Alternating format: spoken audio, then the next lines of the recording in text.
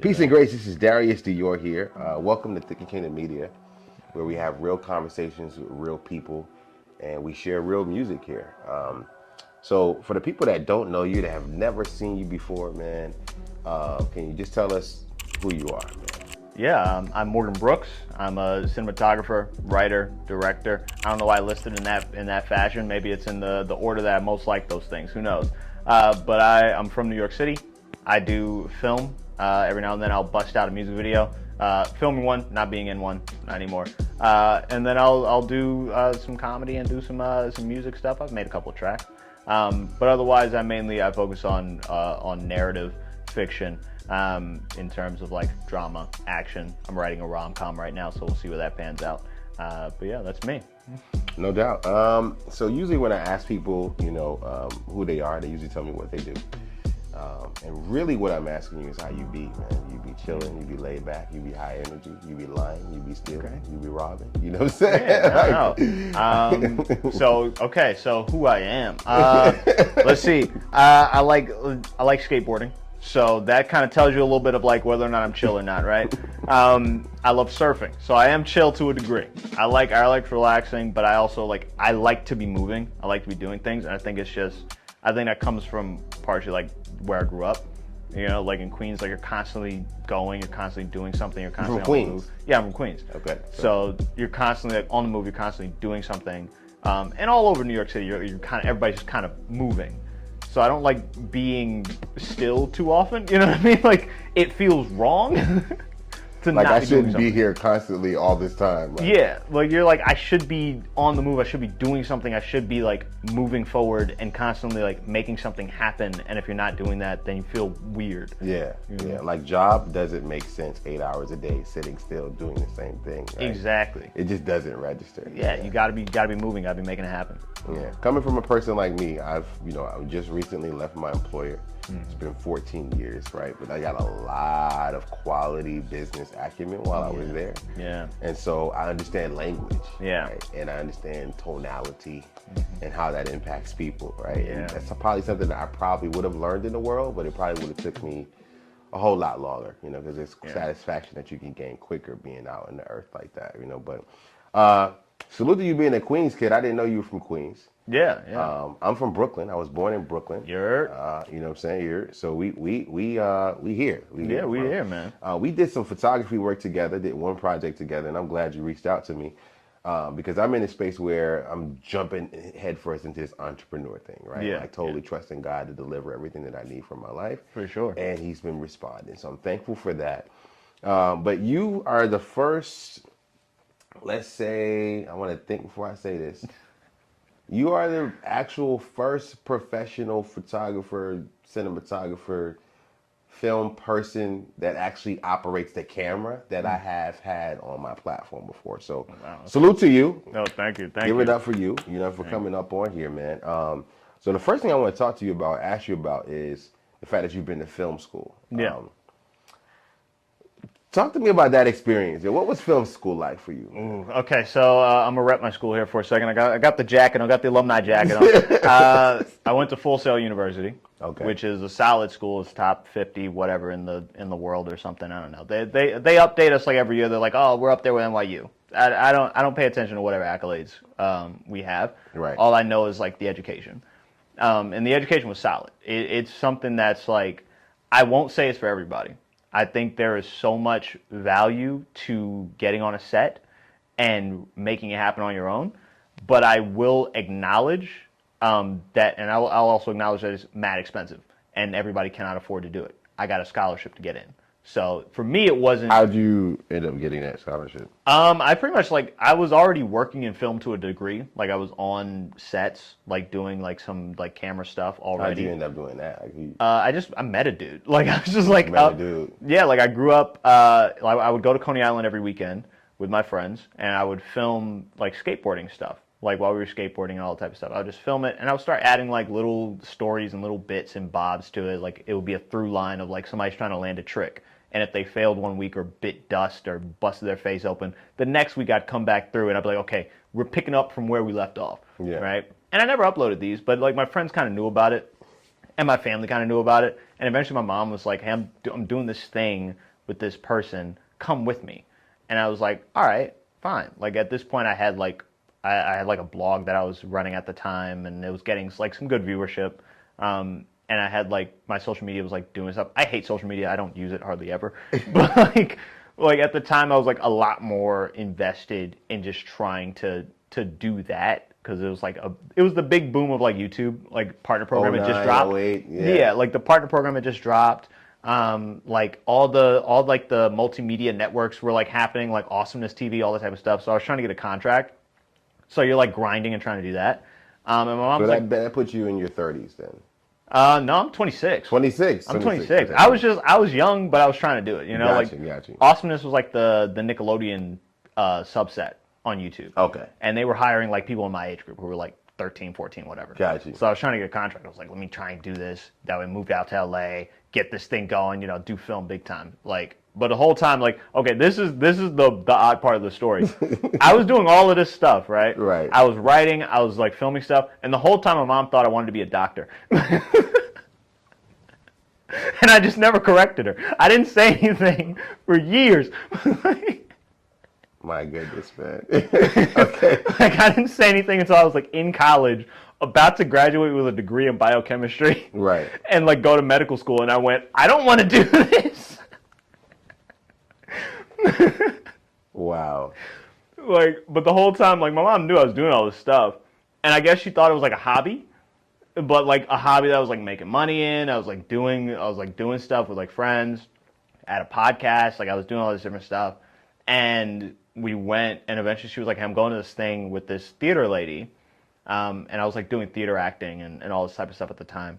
And I went and I met this producer while I was there, and we got to talking, and I said, oh, I write scripts sometimes, and I write a blog and stuff. And he was like, oh, let me read your script.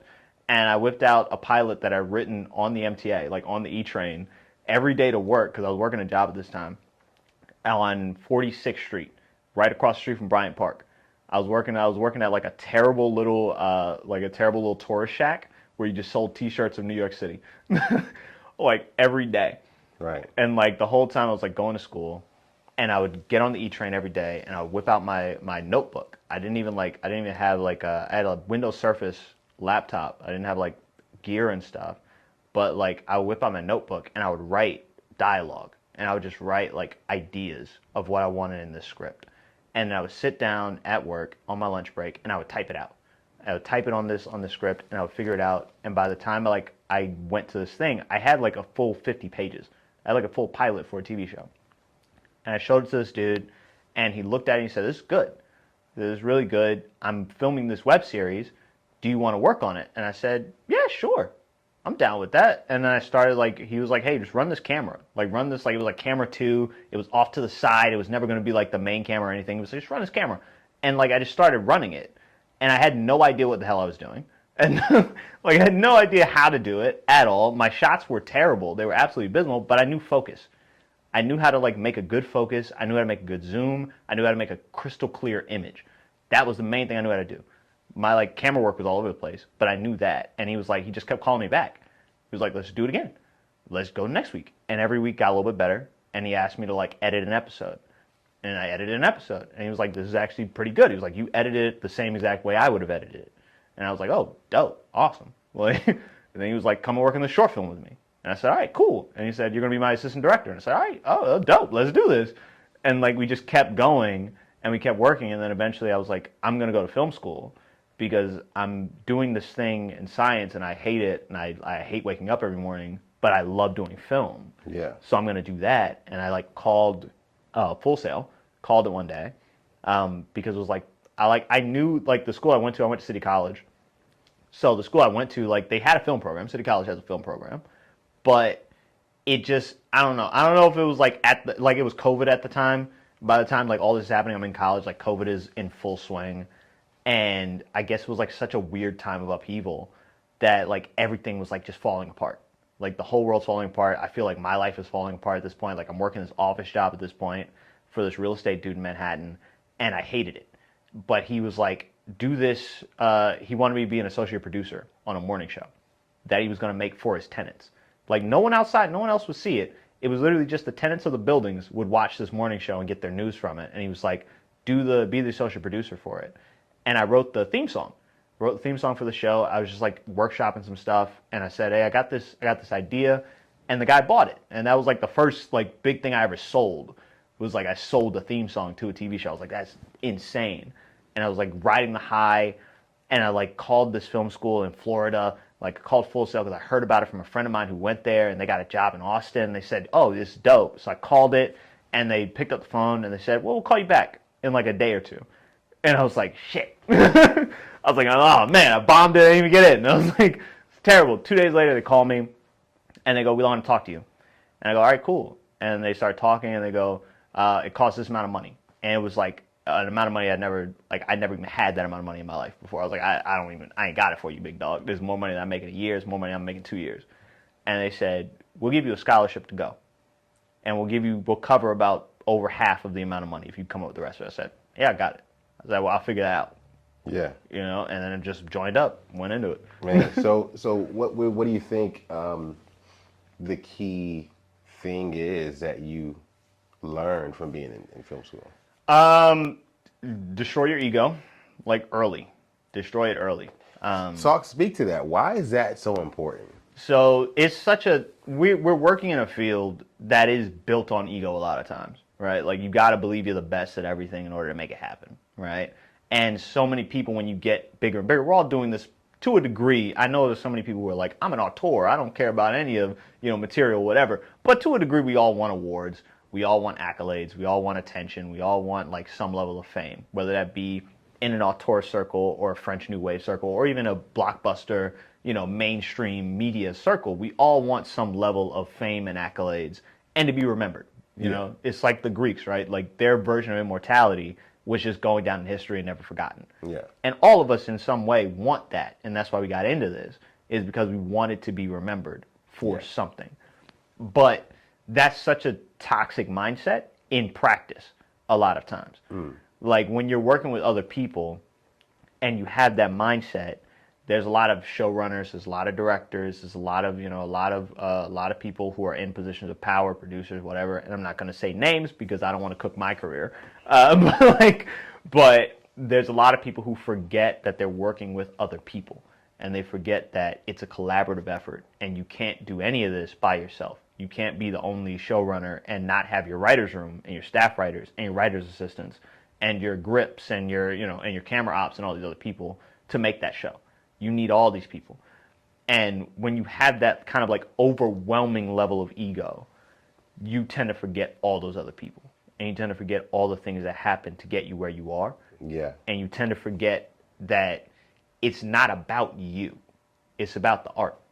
It's about making this thing that we love, right? And you can't really make the best thing possible if you're like so up in your own head, like you're smoking your own gas, Right. And you forget like someone else has a good idea.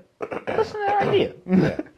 Yeah. So that's why it's like, I think it's such and there's so many people, again, I'm not going to say names, but there's so many people I went to school with personally that I met and that I know and that I've been around for years, and I know for a fact that they did not kill that ego. And I can tell it because we've been in classes and they're still so concerned with not only how they appear like to the rest of the world and how they appear to these things, that they're willing to step on others instead of being kind and being, and building the ladder behind them. They're willing to crush whatever they can and whatever hopes people who behind them might have in order to build themselves up. And it's disheartening in a way. Yeah. Because you're like, I know that to a degree, like there's people behind me, there's another generation coming up. Yeah. But at the moment, I'm part of the next generation of film. At the moment, like I just came out of film school. There's so many people that I know who are about to launch off in as well. We're the next generation of film. And it's disheartening to know so many people who are not going to be doing this in a genuine fashion, right? Like that's a lot of the reason why I say kill the ego early, is because you need to be genuine. And you would say that's one thing that's the most major thing you took away from being at film school. Yeah, because your ego will stop you from learning. It'll stop you from growing because you believe you're already cooked. You're like, oh, I'm already done. I'm already fully baked. Yeah. And it's like you never are. There's always going to be some new technology. There's always going to be something, some new way of filming. There's always going to be somebody with a better idea. Yeah. And the best way to grow, you got to learn. You got to stay malleable. You got to stay saying, I don't know everything. I need to learn from somebody else all the time. That's what makes the best filmmakers. And there are actors, directors, people who work in the film industry or aspire to work in the film industry. They can't break through the doors. They didn't go through film school. They didn't get the opportunities that you had. And they're out here trying to make their own way, right? Exactly. I'm people, right? I'm them, right? And I didn't know that I loved this until I did. Exactly. Right? I'm a mass communications major. There's some connection there, but it's not the same, right? Exactly, yeah. What would you say is the advice that you would give those people? Okay. So I can talk to this in two different ways. Okay. Right. Let's So do I can both. talk to this from I'll talk to it from being in that position at a young age, because I was much younger. I think that helps a little bit. Yeah. As to where I am, because I was definitely in that position where like I wanted it so badly. Yeah. I wanted every little piece that I could possibly get. And I had no idea if I would get into film school until I turned until I was like 23. Yeah. So I thought I was going to be in that position of like, I need to fight and scrape for every little bit that I possibly had for like my entire life, right? So I'll talk to that first. I think the most important thing is make friends. Make friends. You need people around you. You need a solid team, no matter what. You cannot do it alone. Yeah. At all. And make genuine friends.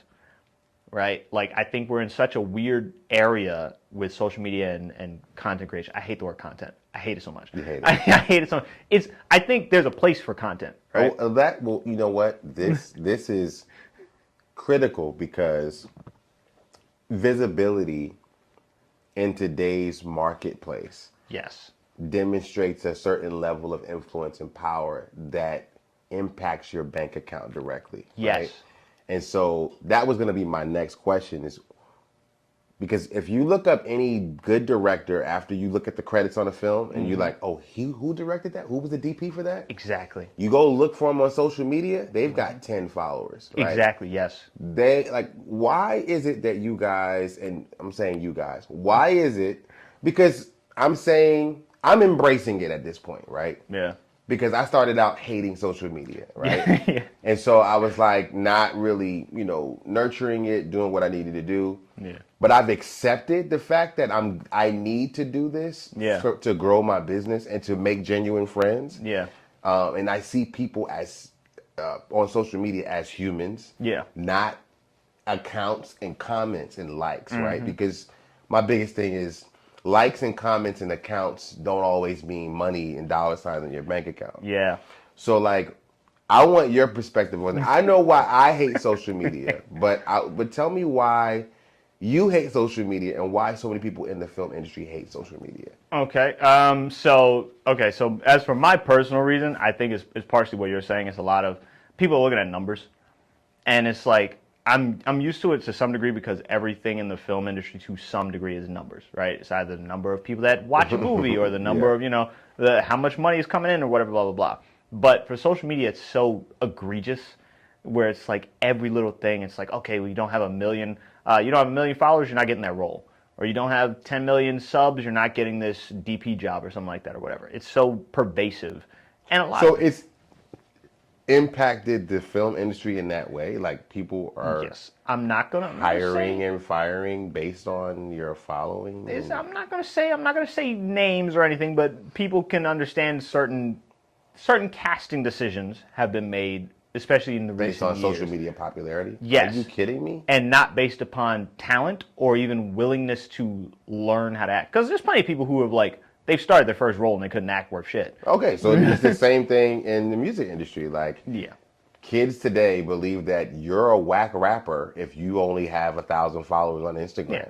If you don't have 1 million streams, then you're just not a good artist. Exactly. It's And what and I think social media. Okay, it's such a weird dichotomy because on one hand, social media has the ability to bring us closer than ever, and the ability to give that amount of information to people at such a ready amount has prevented some of the most disastrous things to happen in the last 30 years. Right. In terms of economics and all this type of stuff. But we're not here to talk about politics and all these things.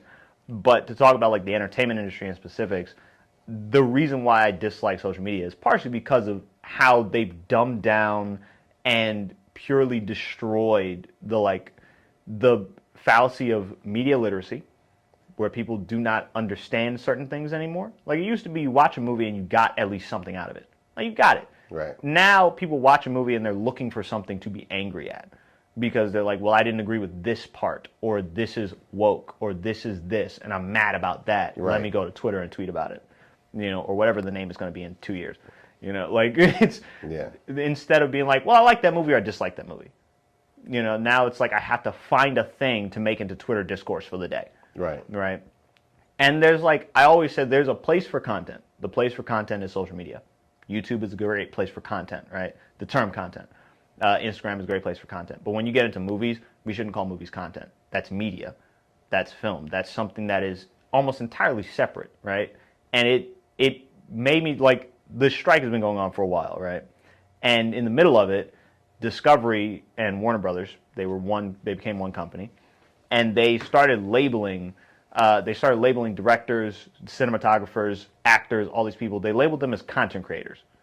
And everyone was like, that is not an appropriate labeling of people who have spent a decade or more to, like, hone this craft. It's not somebody picking up an iPhone. And this is no hate to anybody who picks up an iPhone and makes a movie. I love it. I love, like, do your thing, spark it. That's how everybody started out. You started out with, like, you had whatever you had on hand and you made the thing. But there's an echelon that you reach when you train, when you become. It's like saying a doctor is not a doctor. You know what I mean? Right. Like, it's not going to be the same level of social clout, right? Because like a registered nurse is Exactly. not the same as a brain surgeon. Exactly. Right. And while media, it's such a weird thing of, like, it's the most profitable thing on the planet, and it's the least respected thing on the planet at the same exact time. Last year, there was over $35 billion worth of revenue in Hollywood alone. This is not counting, overseas streaming residuals, all this type of thing. This is just counting American domestic box office revenue.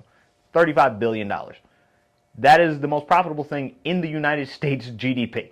So really quickly. Yeah, I know a lot of crap. I know. Really quickly, right? So the strike that's going on, right? Yeah. People don't really get fully and understand fully the idea that you could be in a $35 billion gross revenue industry and be working at the bottom of it as a writer or maybe a DP and not be able to make minimum wage or not be able to take care of your family. Yes. Can you talk about how that's even possible? Oof. Okay. And why the fight is so hard? Okay. Yeah. So this is also something that, to tie back to, like, film school stuff. Right. All this is stuff you learn in film school, right? Because you have to learn the history of where all this stuff came from, right? They drill that in you. At least they did at my school. I think they do it at NYU as well.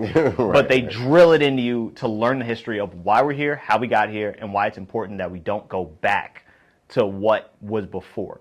Like, I'm talking pre-60s, stuff like that. The reason why the strike is happening, at least why the WGA strike happened, and I can speak to the SAG strike as well. The WGA strike happened because jobs were disappearing. The mini rooms were happening. Mini rooms are a thing where a studio essentially says, we'll get 4 people, instead of, like, cable, where you had 12 people maybe. They're like 12, 16 people in a room, and they would make television. And the television season would go on for 26 episodes, and you do that all year long. Literally all year long, all you would do is write. That's it. And streaming studios got in their heads, well, we get 4 people, and we could make an 8-episode season in a week. So you don't got to pay these people. You don't have an hourly wage when you're in this industry. It's per job. It's whatever you get paid per job. So if you're working on a union thing, you might have 11 weeks of work, and then you might not work for another 2 years. Right. Or another 5 years, or another 10 years. If your voice doesn't match a show that's about to come out or that somebody wants, you might not work for a decade. So what you make is entirely dependent on, it's feast and famine. You have times where you're like, I'm making so much money, it's crazy. And then you'll have 10 years where no one sees you at all. And this goes for actors as well. There's a reason why you don't see some people for a decade, 2 decades. Because their voice doesn't match what people want. So what do you do in between the time that you're not making money? In the past, when the cable system was prevalent, and this was pre-2007 writer's strike, which kind of cooked everything, unfortunately, because the DGA kind of is a whole thing. The 2007 strike is an entire thing. I advise anybody to look it up and see what happened there and why we're in this position now. Pre that, when the cable system was rampant, you made enough money usually to be able to tide yourself over for a long period of time. Like, you'd get a certain percentage of those residuals, and reruns would happen and all these different shows and You get your syndication. checks. Is that you get your residual checks and everything, and you pay your dues every year. So your health care, your pension, your retirement, all that type of stuff, is tied to your union. Because otherwise you'd just be a person by yourself. You're just a regular worker with the company doesn't pay for your health insurance. Yeah. Through like an hourly wage or a salaried wage, like a regular job. Because you're not an employee technically. Right, you're a contracted entity. Yeah. So you'd have to figure all that out yourself. And if you're busy running around trying to get a job, you can't go, well, I'm going to LLC myself and go and get myself health insurance and do all this stuff with no consistent income coming in from that situation. So the union covers your health insurance from your dues and your pension and your retirement and your unemployment in certain cases. Like if you're in SAG, and I believe WJ does some sort of this, but SAG at least, there is a union unemployment that'll cover a portion of your like regular unemployment check while you're going through audition season and all these types of things. And it helps to keep a lot of working actors afloat because working actors, 90% of them don't make more than $26,000 a year. And that's in Los Angeles, a city that is insanely expensive. You need like $75,000 a year to be considered middle class in Los Angeles, you know? Right. And 90% of working actors don't even make $26,000 a year, which is the minimum. That's the minimum you got to make to get SAG health insurance. So the other 10% of the actors are being taken care of and funded by companies who are making sure that they're straight. Exactly. That's when you get into, you're getting individual negotiations. You're getting, studio, we talk about like Ryan Reynolds and The Rock getting, deals worth $256 million or whatever, which is the largest deal anyone's ever made for a multi-picture deal and all those types of things. But that's a small majority at the top. Everybody else is like the guy that you know his face, kind of, but you don't know his name. You saw him in a movie and saw him in a film somewhere, but he works at Walmart. Exactly. Literally. The writer of The Bear talks about how he was driving DoorDash. The Bear is like the most popular show on television. Well, it's not on TV, it's on streaming. So really quickly, thank you for answering that question. Yeah, So it's really important because I've, essentially made myself a DP. Yeah. Right? I'm still trying to, totter in the cinematography area. I know how to operate a camera. I can get a pretty mid to small project done. Right. Yeah. But in between those large projects, I'm doing photography. Mm-hmm. I'm doing music video shoots. I'm doing smaller things, and it works. Yeah. Right. In this area where I am. And so I think the biggest thing I've had to deal with is just understanding the ebbs and flows of money and how it works, and know that it's going to be uptime and it's going to be downtime, and embracing the fact that that's going on. Yeah. So I think, what would you say is the biggest key factor for you? Like, what are you doing in between your projects? Like, how are you marketing? I guess everything's word of mouth is what, I guess I'm answering my own question, because you already said having relationships, right? Yeah, that is like the most important thing. People you can just call. Is it people you can call, and people that like genuinely know. Like I always say, when I walked the stage to get my diploma, I came off of it and I looked at all my classmates and I was like, I went through the trenches with these people.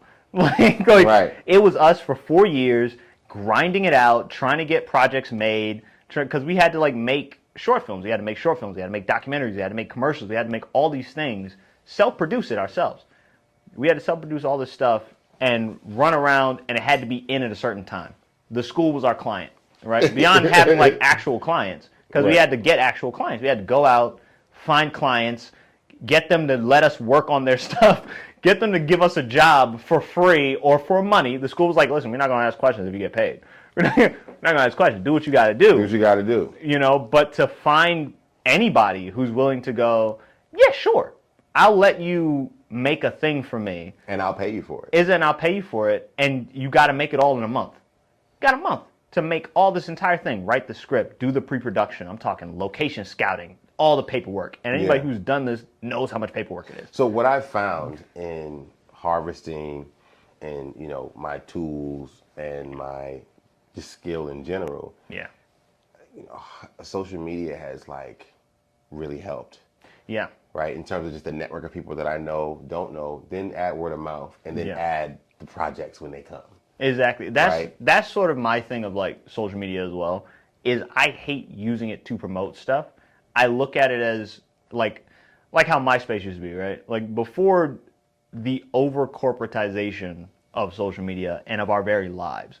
Because everything that somebody does as a hobby now, all of a sudden you feel this pressure to make it into an income stream, right? You can't play video games without somebody going, why don't you stream it so you get some money? You know, you can't do anything in life that And just love it as what it is. exactly, you can't enjoy life anymore without somebody going, this should be an income stream. You need to have a gig economy. You need to have a side hustle. You shouldn't have to have a side hustle. We're alive. So all right. So then, I'm a big proponent of this thing. I'm saying going into 2024, you need to be making content, right? Not because just for the sake of you making money, but Yeah. for the sake of you telling your story and you valuing who you are as a human Exactly. being. So when I make content, right, it's about people, Yeah. right? And it's about me. Like, so I'm not making content and like doing a project I got paid for and then posting it on social media, right? Exactly. So like, yeah, come on, see this right here? You can come get some more, some of Yeah, this right exactly. here. Here it is. Yeah. So like, you can make your own content, for yourself. And so Yes. I've gotten to a place where I'm doing so much work, right, that I have to make time Yeah. to make my own content for me. Exactly. You know what I'm saying? Exactly. Like, that's I look at it as like it's a way to connect to other people. Yeah, Right. Like yeah. I mainly use social media to keep up to date with certain things that I might have missed. Yeah. Because I'm pretty tapped in. I know politicians. I know a few people who like do stuff in that realm. So I know news. I know all that type of stuff. But there's certain things that slip through the cracks, and I'll use social media to learn that. And I mainly use it to keep up with people that I might not see every day. Right. Like people who live in Los Angeles, but they're Yeah. also writers. I'll keep track of them on Twitter and I'll see what they're up to and I'll send them a DM and be like, hey, congratulations on that thing, like blah blah blah, like blah blah whatever. And they'll be like, oh yeah, I'm great. How you doing? Like what you up to? Blah blah blah. And that's how I look at it. I look at it as like the MySpace or the Foursquare, or, any of like the people who are younger have no idea what I'm talking about. Right now. They're like, what? What is that? Right. Like, but that's how I look at it. Still in that lens of LiveJournal or whatever, right? Like it's not something for me to promote myself and promote this work. Because I'll let the work speak for itself. I want people to go out and want to look at something, and I want people. And I don't think everybody needs to know every thought going through my head, right? I don't think people need to know 90% of the thoughts going through anyone's head. We know each other way too well at this point. Way too well. Everyone's tweeting every unhinged thing that comes to their skull. It's like, don't. People don't need to know. And I think there's celebrities especially. They need to learn to tone it down sometimes. Just don't tweet. You can always not tweet. Right. You Yeah. can always not say anything. And I think there was pre-social media, there was a level of mystique to this business, right? And I don't think there's anything wrong with breaking down gatekeepers at all. I love that. I love that YouTube has done that. I love that Vimeo has done that. I love that the internet has broken down a level of barrier of entry to a lot of people that look like me. Because black people were not allowed in this industry for a very long time, and the internet has allowed for people who look like me to get into this industry and pave the way for people like me and people like, hopefully I'll be able to pave the way for people after me to have it easier to get in this thing and tell their stories without it being, the slave movie that comes out every 5 years. You know what I mean? Like, Right. it hurts that that's the only thing that black people get to make. Every 5 years you see like, oh, it's another movie about like we escaped slavery. And you're like, yeah, but like I still gotta go to work for this dude that hates me. You know what I mean? Like it's not the greatest thing. So I love that the internet has allowed us to break down the barrier of entry. But I do miss this level of mystique that was around pre social media. You didn't know what Ashton Kutcher, for example, was thinking pre social media. He was just this dude from Punk'd who like rocked around Los Angeles partying all the time. And you were like, that's awesome. Yeah. Or Marilyn Monroe or any of these people, you're like, that's awesome. Because you didn't know them. You didn't know their personal lives. They were just celebrities. And it helped to make the celebrity system. Now we're kind of in a studio system where the studio calls the shots. The studio says what can be made. The studio says who can make it, who can be in it, and what's it going to do. How's it going to be made? How's it going to be marketed? All these things. And they market it on social media all the time. And they take a lot of the power away from directors, away from DPs, away from cinematographers, away from celebrities, away from actors, away from, both big and small, because you no longer have the pull you used to have. We used to go to the movies because a certain actor was in that movie. Now it's, well, I go because of a character, right? I still go because of actors, because I love certain actors, but you can't deny, a lot of people can't deny the level of, like, Chris Evans isn't Chris Evans anymore. He's Captain America. You know what I mean? Like, that sort of thing, it feels like it's decrepit. Yeah. And, like, a big proponent, I know a lot of people are still hungry for the SAG strike to end, but a big proponent of why it's not ending yet is because studios want the ability to scan you and use your likeness even after you die without paying you or your estate. And that's such a huge thing. It's literally, it's cinematic necromancy. They're like, we want to be able to control you even after you're dead. Right, because that technology exists and this money needs to continue to be made for the Exactly. corporation of the United States of America. We appreciate your perspective and sharing that, man. I think I want to just share with you that I erected this platform because I didn't, I wanted to oppose the gatekeepers. We don't have the platforms and the spaces to go and speak and just say the things that's really going on. We don't have radio stations, right? But we do have the capacity, like you said, because of the internet, to erect our own platforms. And I think Yeah. my last question would be, do you think that there is an opportunity for, film companies and studios to be erected that's outside of the machine of Hollywood? Can we film our own movies, write our own scripts, and build something that would be sustainable enough that we could feed our families and provide our livings and not have to attach ourselves to, the corporation of Hollywood in the United States of America? I sure hope so. That's like my short answer. My only, like, I sure hope so for sure. I think there's been times where, like, French New Wave, even second New Wave, where people have gotten sick of it. Right? They've gotten sick of, Sony, Warner Brothers. Warner Brothers has been around since 1924. Yeah, like, Right? come on. What are you going to do It's with a 100 100-year-old years? company. Yeah, but people have gotten sick of it before, and they made their own studios, and they fought and they bled, literally in a lot of cases, literally bled through shootouts and all those types of things. As anybody go look up what happened to the Teamsters and the Pinkertons, and you'll know exactly what I mean. A lot of people shed blood for us to have the ability to try at least to do these things and try to build a studio system outside of what is already erected in Hollywood. And I think that it can be done.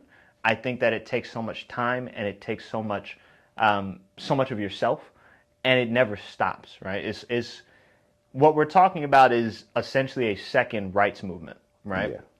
Like, it's not for necessarily, equal rights of black people, but it's for the ability for us to have our say. And the fight never ends. You can ask anybody who's been around since the 60s. Angela Davis is still out there giving speeches. You know what I mean? Like, it doesn't stop. And I think not a lot of people are willing to put their life not only on the line, but also give up their entire life to plant a tree that they'll never sit under the shade of. Because these people will try to kill you. So the best we can do is YouTube and Tubi. Is that, yeah? I think people should continue to try. Don't do it. I'm gonna say this name because I staunchly stand against this person, and I don't care if they dislike me. Do not be Tyler Perry. Okay. Okay. It's so much. Don't be Tyler Perry. Don't be Tyler Perry. It's the way he treats writers is terrible. The way he treats his actors is terrible. It's not equitable. It's not safe. It is not. It is blatantly exploitative. He films an entire episode of television in a day. And films entire seasons of TV shows in a week, which is unsustainable and completely terrible. And he fired a lot of people for even trying to unionize, and that keeps people from getting health care, it keeps people from getting retirement, keeps people from getting pensions.